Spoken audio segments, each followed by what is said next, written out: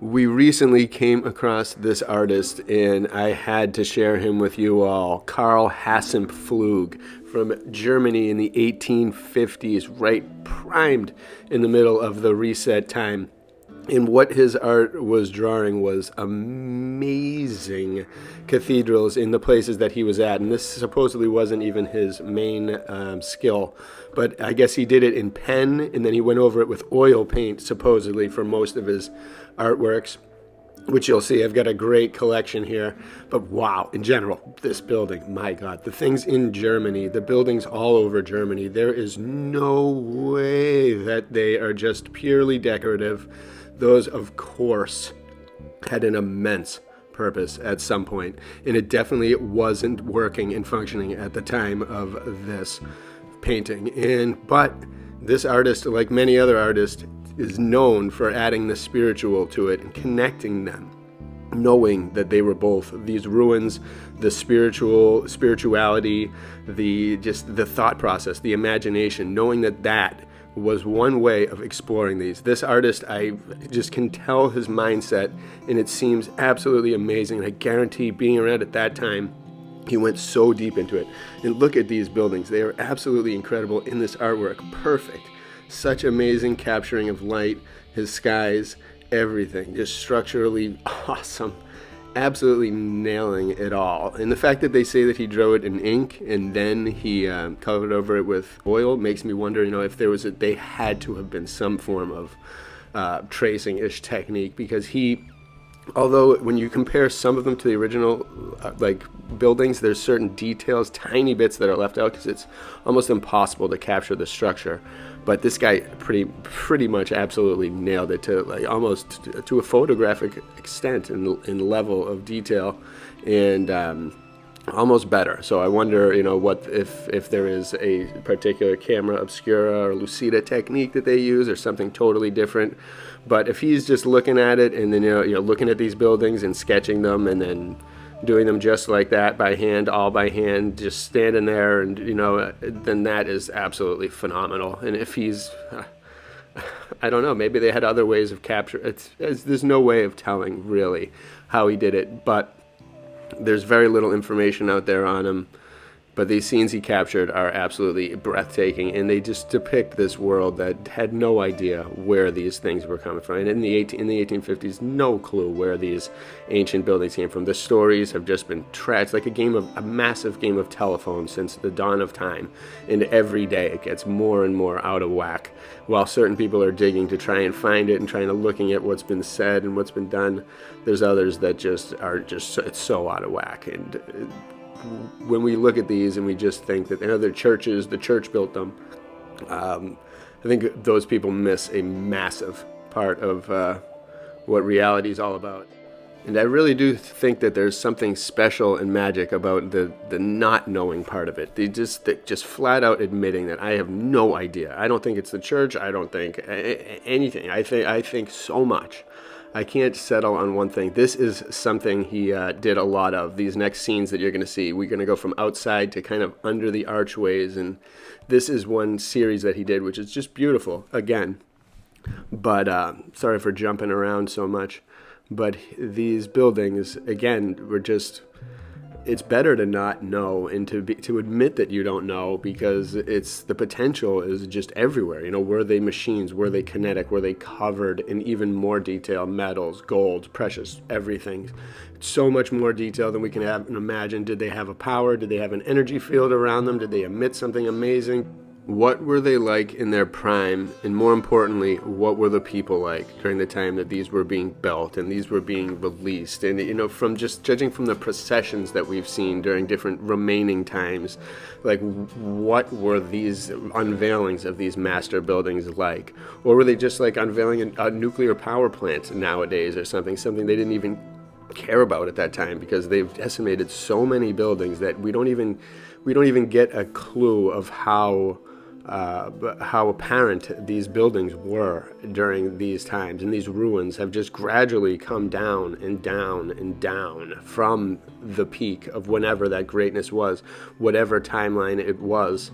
And I have a feeling a lot of the timelines we know about and have heard about and have been taught about are just complete baloney. And all of these had a masterful prime. And imagine how many people were around during that time, all over the world, all over the realm, however far it went. Were we connected with outer realms and just easily destroyed everything at one point. Went around, swept this place clean of anything that could be used to discover the truth of beyond the poles and our prison.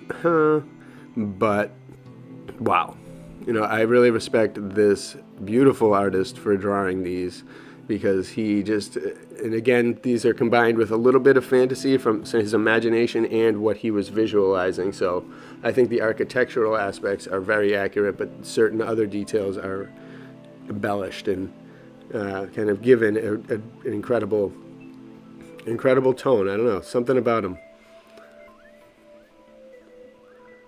He knew that these buildings had a power and had a lost history and had a mystery that they weren't being told. And, maybe he heard from different people, like in the 1830s, 1850s, imagine what their grandparents told them. And they were probably living to be extra long, and so few things survive in these worlds. From the prime of this, there were apparently, in order to create all these buildings all over the world, there must have been billions and billions of people, and all over the place, and I'm sure perfectly sustainably at one point in time when all things were in harmony and working. These buildings were firing off with the ether all over the place, everything, metals, energy, everyone healthy, nuts.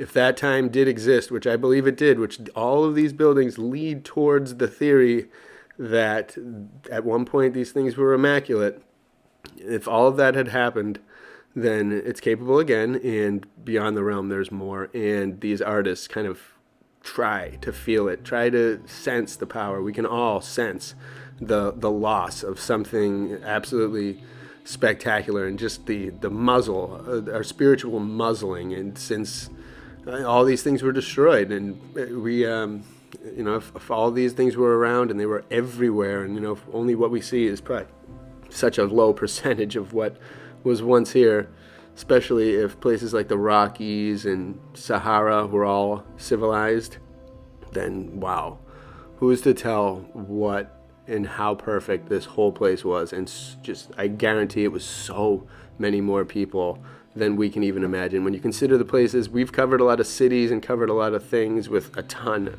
just absolute mess of people all over the world, but there's a lot of open space everywhere, and ruins in many of them. So who knows, potential ruins.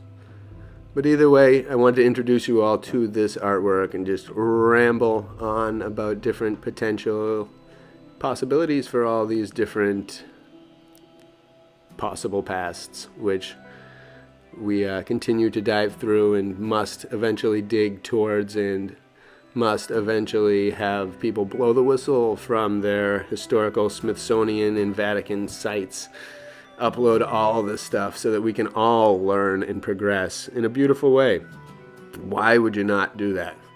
Why are we not living in a time where all information that is available is able to be accessed and able to be sifted through and able to rewrite things based on truth instead of corporate greed and blah, blah, blah. So that's, I guess, the reason, but enjoy. This artwork right here is also, I captured the real picture of this place coming up, so it's going to turn into that. And take a look. This, you can see some tiny details, and I can tell from drawing architecture too that there's certain times and certain things that you just can't get because they're so small, and it would be impossible to really draw those fine details. But look at, so this is kind of the real perspective of that place, and big difference in the way the people and everything is. And that's one thing that just, beyond seeing what the architecture would look like in its prime, what were the people like? How many different races, giants, how many different sizes, how many different, was it like Star Wars times with all these different people of all different things, all different dresses, all different beliefs, all different everythings, colors galore. They try to put all those, like the color patterns out there today into the scene, but back in the day, those old school dresses and things that people were wearing were so beautiful, so much more elaborate, so much more artistic, so much more just designed in a pure way. And so we can't really fathom the people during all these times, and the animals, and were the animals created by that people at the prime, or what animals were existing? What were they doing? What were they eating? I'm curious. What were they eating? Who knows? I love theorizing all this stuff. Love finding artists that help in the theory, help with the imagination, help build the vision and the database in our heads of just potential thoughts and potential ideas. And they definitely put secrets out. So look at those artworks again. Thank you, Karl Hasenpflug, however you pronounce your name. Beautiful art. Hope his family's still keeping it going. Bless you all. Have a great one.